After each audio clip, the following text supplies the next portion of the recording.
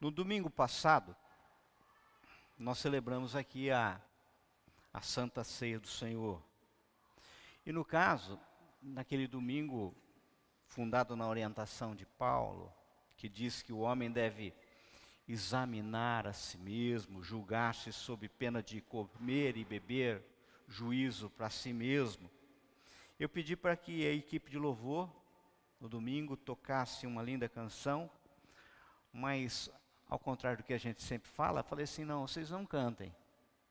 Vocês simplesmente ficassem em oração e discernissem o corpo.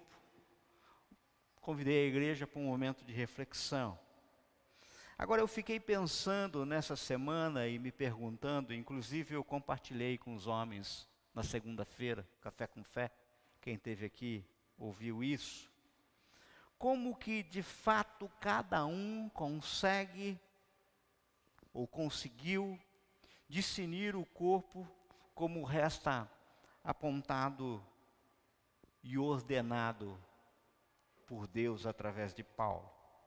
E no caso, pensando nesse momento que o Senhor nos abençoa com a presença do Alexandre e da banda, e justamente observando a letra de uma das suas canções, que diz, até que ele venha, pensando nesse momento em que temos uma mesa festiva lá no fundo, né?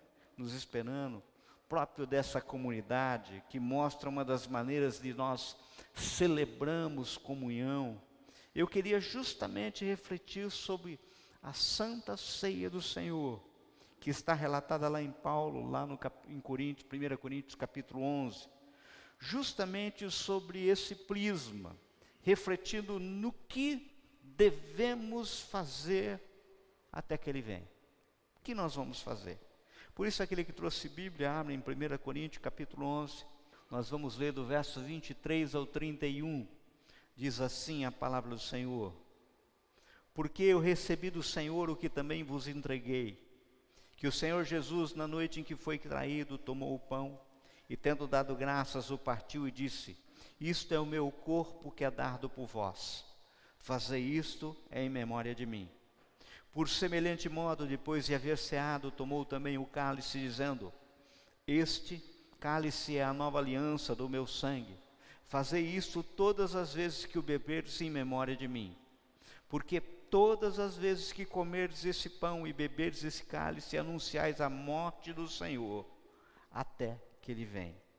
Por isso, aquele que comer do pão e beber o cálice do Senhor indignamente, será réu do corpo e do sangue do Senhor. Examine-se, pois, o homem a si mesmo, e assim coma o pão e beba do cálice. Pois quem come e bebe sem discernir o corpo, come e bebe juízo para si. Eis a razão porque há entre vós muito fracos e doentes, e não poucos que dormem. Porque se nos julgássemos a nós mesmos, não seríamos julgados. Vamos orar? Senhor, que essa palavra que sai dos meus lábios hoje não seja de persuasão humana, mas palavra vinda do teu trono, Pai, e transforme as nossas vidas, Senhor. Nós oramos em nome de Jesus. Amém? Vejam, eu queria que vocês entendessem esse texto que fala não apenas da ceia do Senhor, mas também nos revela alguns fatos importantes sobre a dimensão espiritual com a qual nós nos relacionamos. Mas qual que é o contexto do texto? A gente faz isso todo mês, mas qual que é o contexto? Paulo traz aqui uma orientação quanto à ceia do Senhor. E no caso nós devemos entender que no início da coisa, ou seja, lá atrás, na igreja primitiva, a coisa era bem diferente daquilo que nós experimentamos hoje. Quando nós participamos de uma noite de Santa Ceia, normalmente você recebe um pãozinho e um cálicezinho de vinho, suco de uva, muitas vezes preparado pela diaconia da igreja. Agora, no caso, se você observar, você verá que no capítulo 11, Paulo começa dizendo assim, sede meus imitadores, como também sou de Cristo. E a partir do verso 17, E em face de um problema que a igreja estava enfrentando, um problema específico daquela igreja, que ela se reunia, ele mesmo dizia, olha, quando vocês se reúnem, não se reúnem para o bem, não era para o melhor, e sim para o pior. Na realidade, o que estava acontecendo é que no início da igreja, os irmãos se reuniam e traziam para compartilhar o que tinham de melhor em termos de alimento, em termos de pão, em termos de vinho, uma verdadeira demonstração de comunhão. Era assim que acontecia, de modo que os mais abastados, eles traziam mais e de melhor qualidade. Os menos afortunados, eles traziam o que podiam, eles traziam o que tinham. Mas acontece que aquele momento que deveria representar comunhão, na realidade, começou a representar divisão na igreja. Pois os mais ricos comiam aquilo que traziam e não se importavam com aqueles que nada traziam, porque nada possuíam. De modo que isso estava promovendo divisão na igreja. No caso, Paulo, nesse texto, está na realidade, de uma forma muito amorosa, corrigindo a igreja. Daí, a partir do verso 23, que lemos, Paulo passa a dizer como deve ser o procedimento. Ou seja, e essa orientação vale para nós até hoje. Passou 2000 anos, é a mesma orientação, sabe? Como deve ser até que ele venha.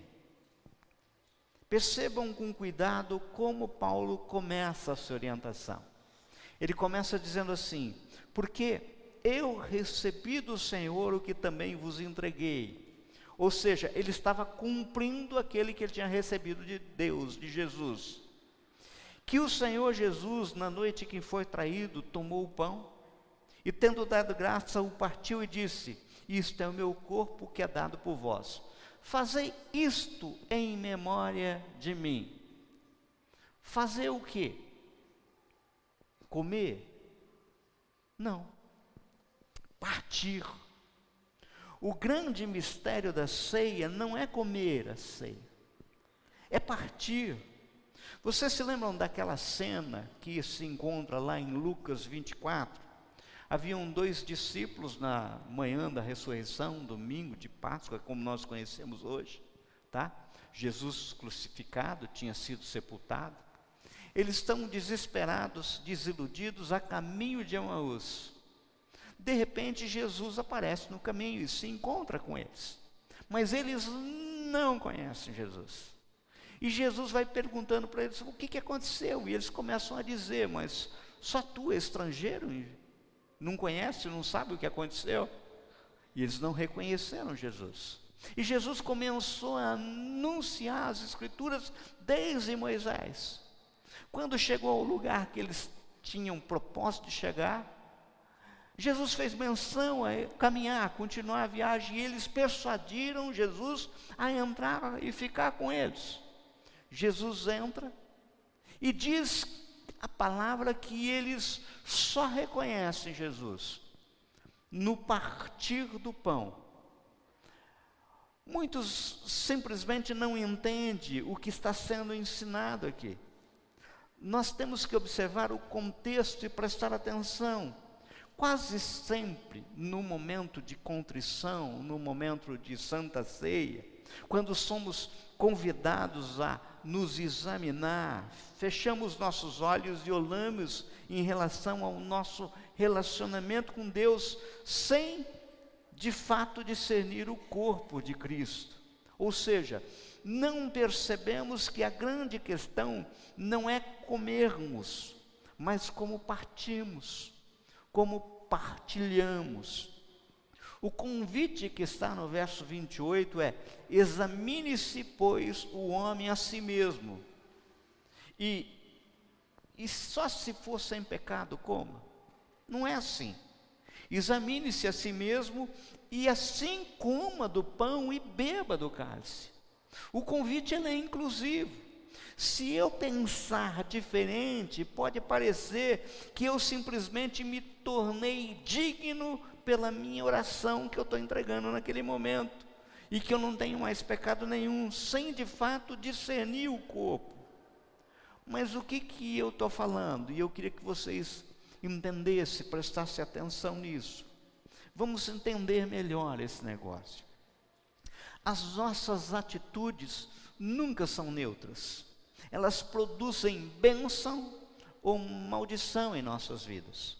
O cálice da ceia é chamada por Paulo o cálice de bênção. Se você folhear por depois a tua Bíblia, e vai lá e vê em 1 Coríntios 10, 16, você vai ver que Paulo anuncia cálice de bênção. No entanto, se bem observarmos os versos 27 a 31 que lemos, veremos que a mesma ceia que traz bênção, também pode trazer juízo e maldição sobre os crentes. Ou seja, a ceia do Senhor é um ato com consequências espirituais.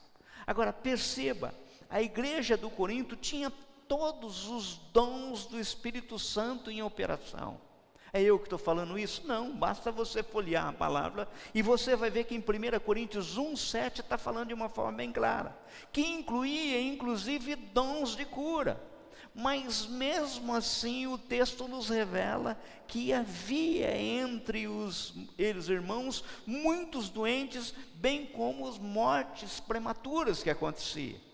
Perceba que existe aqui um princípio sendo revelado para nós, que tanto se enquadra na sua prática, como em outras práticas espirituais, que é justamente o princípio de discernir o corpo de Cristo. Sabe, muitas vezes a igreja tem tropeçado nisso. A gente tem tropeçado nessa questão do discernir o corpo de Cristo. E isso tem causado muito dano. Se tomarmos a falta de discernimento do corpo de Cristo como um princípio de maldição, a gente pode entender que o inverso também é verdadeiro. Estaremos reconhecendo que a atitude inversa é um princípio de bênção. Os crentes da igreja de Corinto foram julgados em sua saúde por não discernir o corpo. Se tivessem discernido, certamente teriam sido abençoados em sua saúde. Esse é o fundo do texto. Vários outros textos bíblicos revelam esse mesmo princípio, que é esse princípio que Paulo está nos falando, de discernirmos Jesus por detrás das pessoas, por detrás das situações, como um meio de andarmos na vontade, na bênção de Deus. O Senhor Jesus disse que as pessoas, se você olhar lá em Mateus capítulo 25, o Senhor Jesus vai dizer que as pessoas seriam julgadas quando terem feito bem a Ele. E ao perguntarem para Jesus, mas quando que isso aconteceu? Quando que nós fizemos bem para o Senhor? Daí Jesus anuncia de uma forma bem clara. Mateus 25, 35 está lá assim, olha só. Porque tive fome e me deste de comer. Tive sede e me deste de beber. Era forasteiro e me hospedastes. Estava nu e me vestistes. Enfermo e me visitastes. Preso e foste me ver. Então perguntarão os justos: Senhor, quando foi que te vimos com fome que te demos de comer? Ou com sede que te demos de beber? Ou quando te vimos forasteiro e te hospedamos? Ou nu e te vestimos? E quando te vimos enfermo ou preso e te fomos visitar? O rei respondendo lhes dirá: em verdade vos afirmo que sempre que o fizeres a um destes meus pequeninos irmãos, a mim o fizeste. Nós precisamos servir as pessoas vendo Jesus por detrás dela. Jesus naquele momento. Aliás, discernir por trás da situação é uma premissa de bênção. A premissa de bênção está em a gente ter esse discernimento. Deixa eu tentar explicar melhor isso para vocês entenderem. Quando mencionamos o corpo do Senhor Jesus, precisamos compreender que o ensino bíblico abrange dois aspectos distintos do assunto. Primeiro é o corpo físico encarnado de Cristo, sabe? O qual viveu aqui na terra, sentiu fome, sentiu sede, sentiu cansaço. E o outro aspecto é o corpo místico de Jesus Cristo, que é a sua igreja. Efésios 1, 22, 23 diz assim: e por todas as coisas debaixo dos pés, e para ser o cabeça sobre todas as coisas, e deu à igreja, a qual é o seu corpo, a plenitude daquele que a tudo enche em todas as coisas. A igreja do Senhor Jesus é chamada do seu corpo. Isso é para nós um fundamento indiscutível. Isso está claro em 1 Coríntios 12, 12 a 14. Sabe?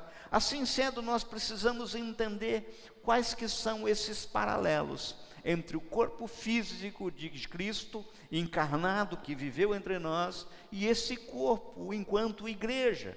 Quando o Senhor Jesus caminhou nessa terra com um corpo físico igual a esse nosso, ele foi cercado de proteção e carinho propiciado pelo Pai Celestial. Ou seja, Deus levantou José, Deus levantou Maria, Deus levantou cuidado, ele foi cuidado. Até quando ele iniciou os ministérios, se nós olharmos lá em Lucas capítulo 8, verso 1 a 3, você vai ver que haviam pessoas que sustentavam com os seus próprios bens, investiam para manter o corpo de Cristo. Mas você pode perguntar assim, mas por que Jesus precisava de dinheiro, essa manutenção? Porque semelhante a mim, semelhante a você, ele comia, ele se vestia, em suas viagens ele precisava de hospedagem e outras coisas que exigiam pagamento. E por que era tão importante os cuidados com o corpo do Senhor e com suas necessidades? Porque era por meio do seu corpo que Jesus agia. Além disso, todas as bênçãos que Deus oferece à humanidade são devidas à vitória de Cristo, se consumou no ministério dele na sua encarnação, em corpo e em carne. É isso que aconteceu. Igualmente, há cuidados com o corpo hoje. Entendam, há um paralelo entre os cuidados que Deus providenciou ao corpo de Jesus, quando ele viveu aqui na terra, e os cuidados que nós devemos ter hoje com o seu corpo, com a sua igreja. É a razão porque é tão bonito ver a igreja cantar, sabe? É a manifestação disso, é a razão pela qual devemos cuidar desse corpo que é a igreja. Ainda é a mesma razão daquele que cuidaram do corpo de Jesus encarnado. É porque Deus age por meio do seu corpo. Ele continua agindo por meio do seu corpo, e nós somos o corpo de Cristo. É impossível para nós, para nossa geração, cuidarmos e servirmos a Jesus encarnado. Nós não temos mais essa situação. Isso, sabe, mas atualmente nós podemos servir ao seu corpo espiritual, que é a igreja. Isso se estende à área de relacionamento, à área de comunhão, que produzem harmonia ao corpo que é a igreja. De modo que o exame que sou convidado a discernir o corpo é justamente não simplesmente fechar os meus olhos e olhar para o meu interior, mas o convite é ao contrário. O convite é para abrir os meus olhos e ver quem está ao meu lado. Discernir o corpo é olhar do lado. Quem são os outros membros desse mesmo corpo? Não tem sentido eu comer e o meu irmão do lado passar fome. Não tem sentido eu ter o dom, por exemplo, de cura e o irmão do lado estar doente, sabe? Discernir o corpo é me ver como membro do corpo de Cristo que tem função e vive em função e juntamente com outro membro. É isso que está claro, sabe? O dedo não pode dizer assim, olha, eu sou independente e não dependo da mão. A mão, eu sou independente e não dependo do braço. As veias não podem ser independentes da batida do coração, não tem como. Por isso que o discernir ao corpo vai mais além do que pura e simplesmente você se fechar em você mesmo e ficar olhando para o teu relacionamento com Deus. É o teu relacionamento com o corpo de Cristo. Por isso que tem essa expressão, discernir o corpo. Se alguém diz que eu amo a Deus e odeio o seu irmão, é mentiroso. É isso que está em 1 João 4,2. Pois quem não ama a seu irmão ao qual viu, não pode amar a Deus a quem não viu. Eu gostaria de enfatizar a importância de vermos a igreja como o corpo de Cristo, por trás de tudo que nos dedicamos a fazer. Então, quando as pessoas são convidadas a se examinarem para participarem da ceia do Senhor, não estamos falando apenas de comer sem pecado, não é isso. Pois caso contrário, nós ao tomarmos a ceia, nós estaríamos dizendo que não temos pecado, e isso não é verdade, sabe? Não é verdade. Você come, bebe, né? Os irmãos católicos, inclusive, falam isso, que é comunhão, vão tomar comunhão. Inclusive, celebram aquele que tomam a primeira comunhão. Então, você come, bebe, ajoelha, fecha os olhos, né? É muito comum isso, tá? Agora, o convite não é esse. O convite, na realidade, é para olhar dos lados. Na realidade, funciona assim, ó. Você olha o passado e vê a cruz. O futuro, até que ele venha. E do lado, discernindo o corpo, sabe? Amados, para cumprir o papel, a igreja do Senhor precisa cuidados sejam dispensados a ela. Já é tempo de nós mudarmos a nossa mentalidade, inclusive nós contribuímos em tudo. E quando contribuímos, eu não estou falando de dízimo, de oferta só. Eu estou falando também dos dons, dos nossos talentos, sabe? Não estando dando dinheiro para o pastor, nós não estamos investindo pura e simples no ministério. Nós estamos fazendo algo pelo corpo de Cristo, o reino de Deus, até que Ele venha. E entenda, Ele virá para a sua igreja. Ele não vem para mim só, Ele vem para nós. A igreja não sou eu, somos nós. Eu sozinho não sou igreja. Você sozinho não é igreja. Aquelas pessoas que tentam viver igreja escondido no seu WhatsApp, sabe, no seu YouTube, por mais que acessem algumas igrejas virtuais, isso não é igreja. Igreja é isso aqui. Somos nós, juntos, sabe? A gente tem que entender isso. Eu, inclusive, ouso afirmar que assim como a nossa participação na Santa Ceia, sem discernirmos o corpo do Senhor, não permite que nós sejamos abençoados. Pelo contrário, nós podemos inclusive ser julgados por isso. Assim também, a nossa contribuição em qualquer sentido, em qualquer aspecto, sem discernirmos o corpo do Senhor, não muda absolutamente nada a nossa sorte. Da mesma forma que os irmãos de Corinto não podiam provar as bênçãos da saúde e da cura proveniente do corpo ferido de Jesus, a ponto de haver, inclusive, naquela igreja, como resta relatado, fracos, doentes, mortos e prematuros, assim também hoje, muitas vezes, infelizmente, sabe, na igreja de Jesus, há muitas pessoas que não experimentam a bênção, porque não discernem o corpo, não olha do lado. Entenda de uma vez por todas. Eu queria que você guardasse isso. Se você fosse para casa hoje, se guardasse isso, eu já ficava muito contente. Você não chegou a ocupar nenhuma posição social, sem um propósito. Se Deus lhe deu dinheiro, posição, prestígio, deu talento, deu dons, não foi para você usasse tudo isso somente para o seu benefício próprio, mas para que você usasse em prol do corpo de Cristo. Sabe? É discernir no corpo. O Senhor deseja nos usar onde estivermos e com o que possuímos.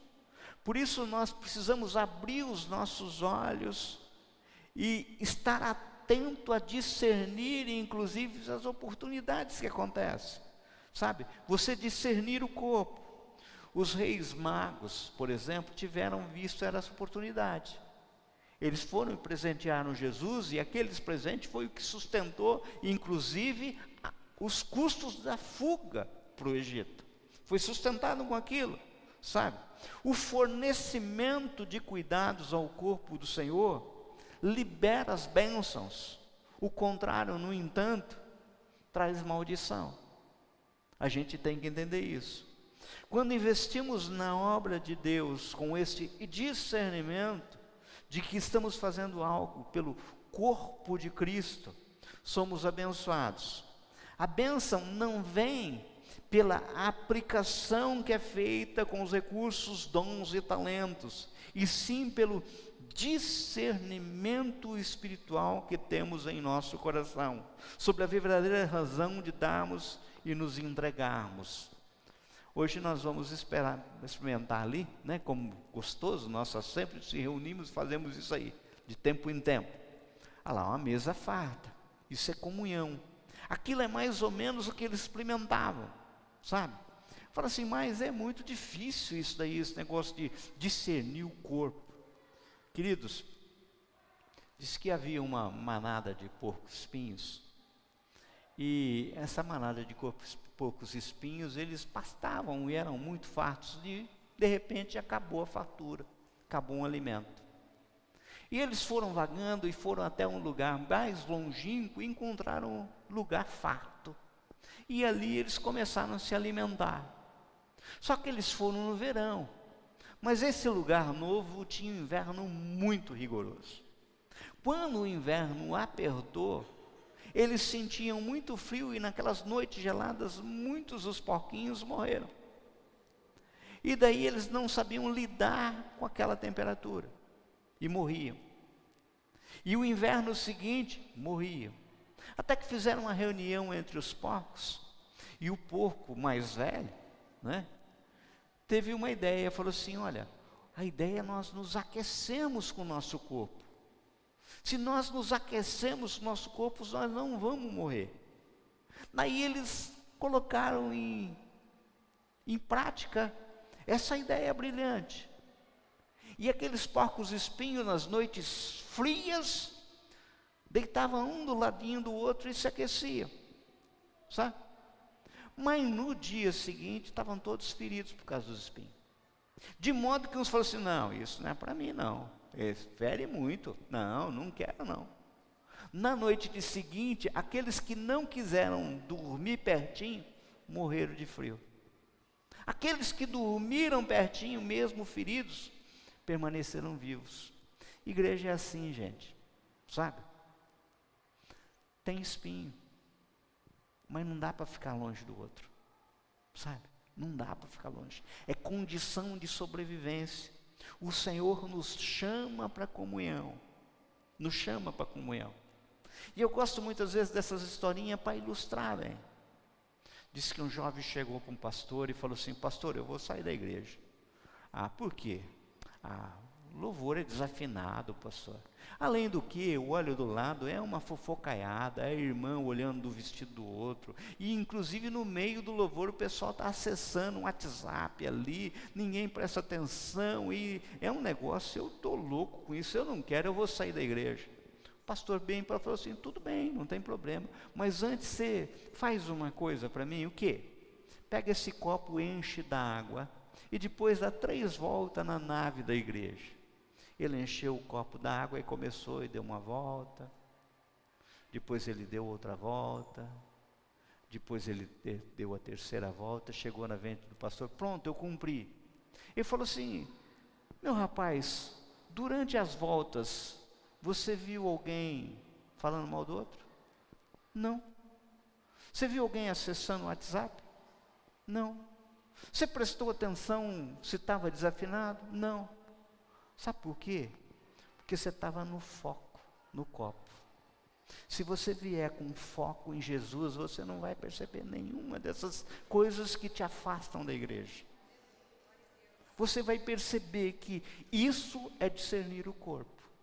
É você entender que no momento de contrição não é você fechar os olhos e se achar a mais perfeita da criatura, digna de tomar santa ceia. É você se sentir parte do corpo e olhar do lado e entender que você vai ter que fazer isso até que ele venha. O Alexandre nos fala em sua canção, tua graça me alcançou, para ti quero viver, compartilhar o teu grande amor. O que podemos ser na vida se alguém depende tão somente de nós? Se eu não for, quem irá? Se eu não estender as mãos, quem o fará? Me envolver, me entregar e dizer ao mundo que Jesus voltará. E tem que fazer isso até que ele venha. Até que ele venha, sabe? Eu queria que você fechasse os seus olhos. E eu queria desafiar a igreja a transformar essa canção numa oração, sabe? Até que ele venha. E você tivesse a oportunidade agora de fechar os teus olhos e discernir o corpo. E diferentemente do que eu fiz domingo passado, eu não quero que você fique quieto. Eu quero que você se levante do teu lugar e cante essa canção como uma oração. Vamos fazer isso?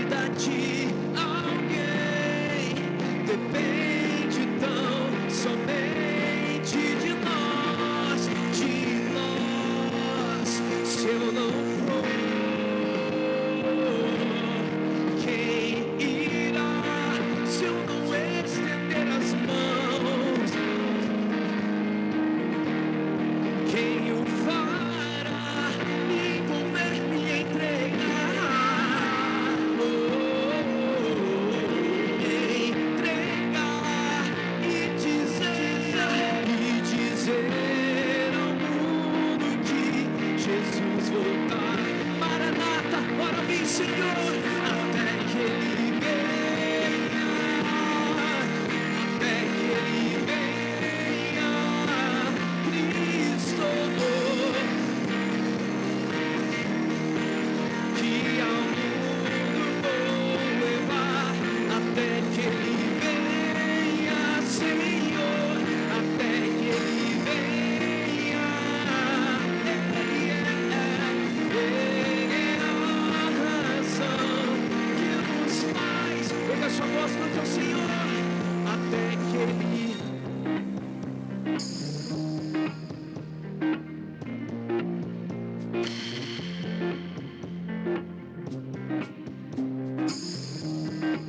que ao mundo vou levar, até que Ele venha, até que Ele venha.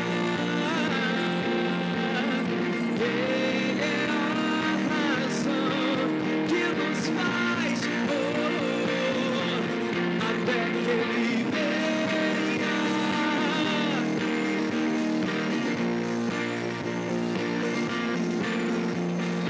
Cristo a esperança, até que Ele venha. Só Tu és, Senhor.